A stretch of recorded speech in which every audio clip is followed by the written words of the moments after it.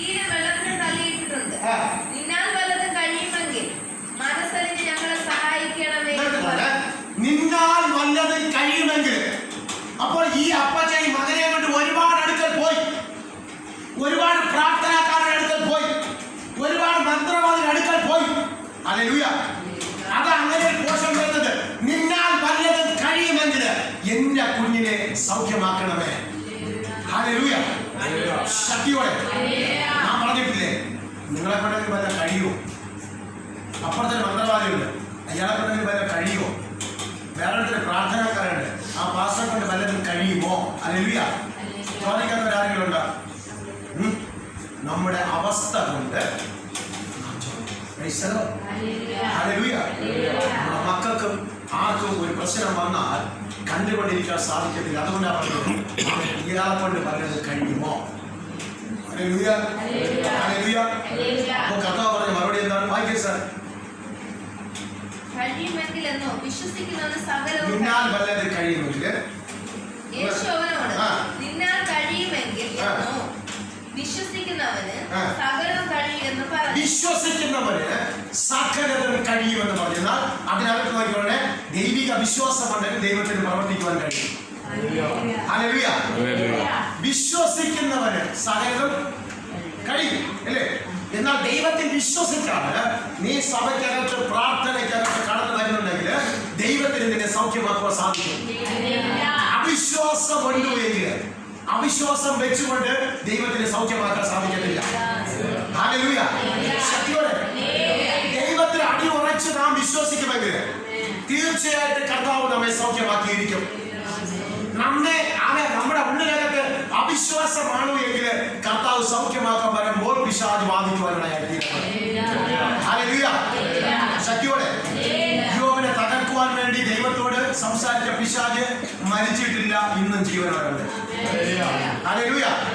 ശക്തിയോടെ അപ്പോൾ അവിശ്വാസം വെച്ചുകൊണ്ട് കർത്താവ് നമ്മെ സൗഖ്യമാക്കുവാൻ വേണ്ടി കരം നീട്ടപ്പെടുമ്പോൾ പിശാച് നമുക്കെതിരെ ബാധിക്കും. ഹല്ലേലൂയ.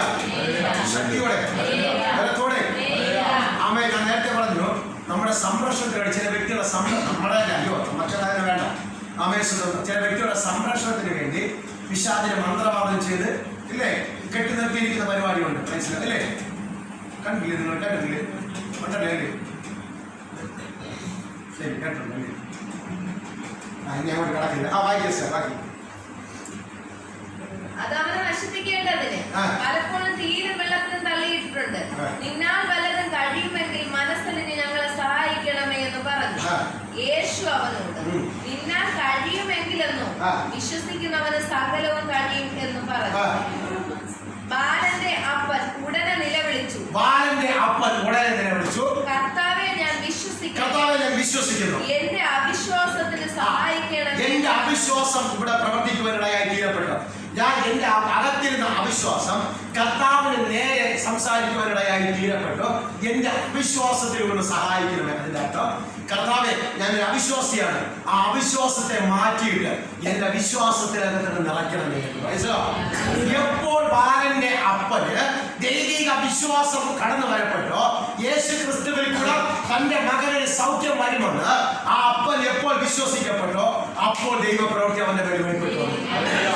ഹല്ലേലൂയ.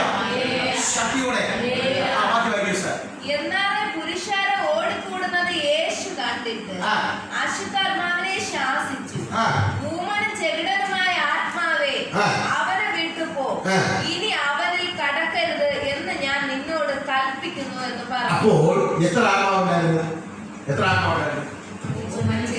അപ്പൊ രണ്ടുപേരല്ലേ? അപ്പോൾ ഒന്ന് ഊമൻ എന്ന് പറഞ്ഞിട്ടായിരിക്കും, ചെകിടൻ എന്ന് പറഞ്ഞിട്ടായിരിക്കും. ചെവി കേൾക്കത്തില്ല. അപ്പോ അവന്റെ നാവും കെട്ടിവെച്ചിരുന്നു, അവന്റെ ചെവിയും കെട്ടിവെച്ചിരുന്നു. ഹല്ലേലൂയ. ശക്തിയോടെ അപ്പൊ കർത്താവ് പറഞ്ഞ പദം എന്താണ്? ഊമനും ചെകിടനുമായ ആത്മാവ്. എങ്ങനെ ക്രിസ്തു അതിനെ കണ്ടുപിടിച്ചു?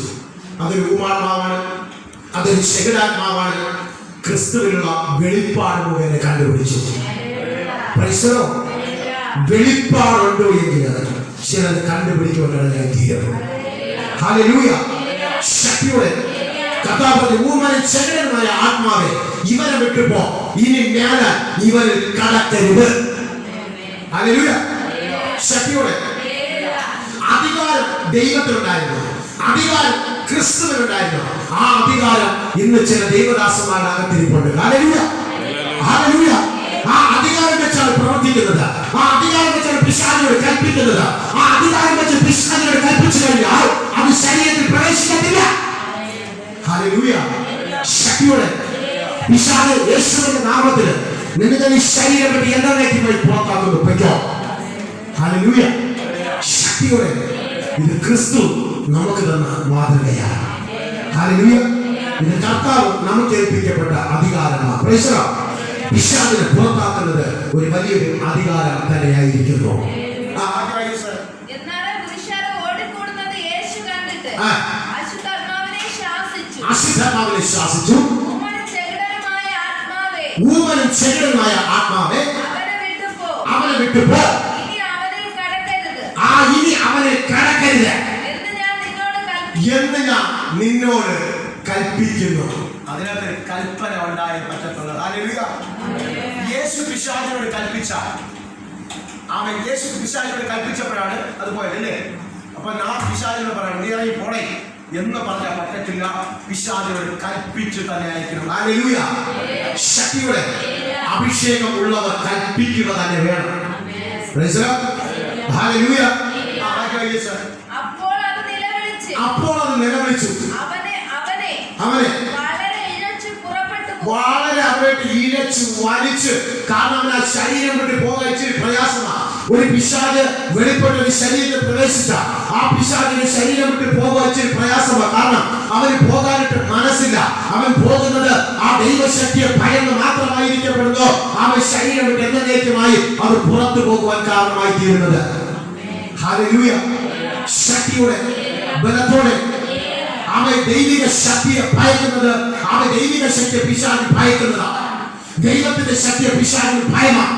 ആ ശക്തി നമ്മുടെ അകത്തുണ്ടെങ്കിൽ പിശാച് നമ്മയും ഭയപ്പെടുവാനിടയായി തീരപ്പെടും. ഹല്ലേലൂയ. ശക്തിയോടെ.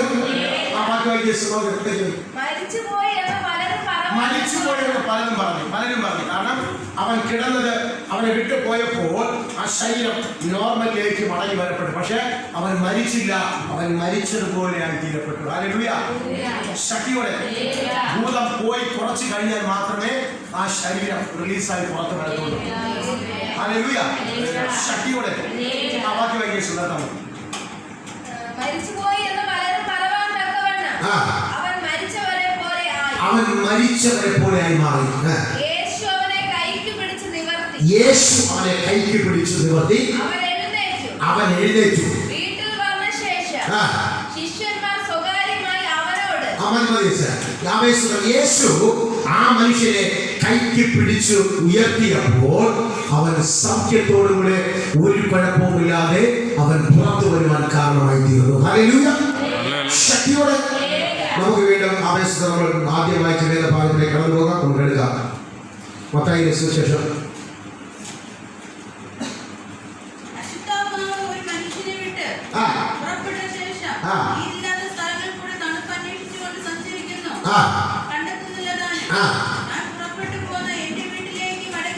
അപ്പൊ നോക്കിക്കോട്ടെ, അവൻ പുറപ്പെട്ടു പോയ അവന്റെ വീട്ടിലേക്ക് മടങ്ങി ചെല്ലും. ഞാൻ പറയുന്നത്, നിങ്ങൾ ബന്ധനം ഒഴിഞ്ഞു കഴിഞ്ഞാൽ നിങ്ങൾ സഭ വിട്ട് പോകുവാൻ തയ്യാറാകരുത്. നിങ്ങൾ മടങ്ങി പോകുന്നു എങ്കിൽ അശുദ്ധാത്മാവ് മടങ്ങി വരുമെന്നുള്ള പ്രതീക്ഷയോടെ മാത്രമേ മടങ്ങി പോകാവൂ. Price the Lord. അത് മടങ്ങി വരും. അത് ദൈവിക കൽപ്പനയാണ്. അത് വേദപുസ്തക വ്യവസ്ഥയായിരിക്കപ്പെടുന്നു. Price the Lord. ഇല്ലാത്ത പക്ഷം നിങ്ങൾ പിശാചിനെ തൊടരുത്. തൊടാൻ നിങ്ങൾ ആവേശത്തോടെ ഇടവരുത്തരുത്. കർത്താവ് നമ്മെ ഓരോരുത്തരെയും ധാരാളമായി അനുഗ്രഹിക്കണമെന്ന് പ്രാർത്ഥന ആശംസയോടെ എന്റെ വാക്കുകളെ വിരാമം കുറിക്കുന്നു. അവൻ ഒരു പാട്ടിന്റെ 2 വരി പാടുമ്പോൾ സ്വന്തം കാഴ്ച സ്വീകരിക്കുന്നതായിരിക്കും.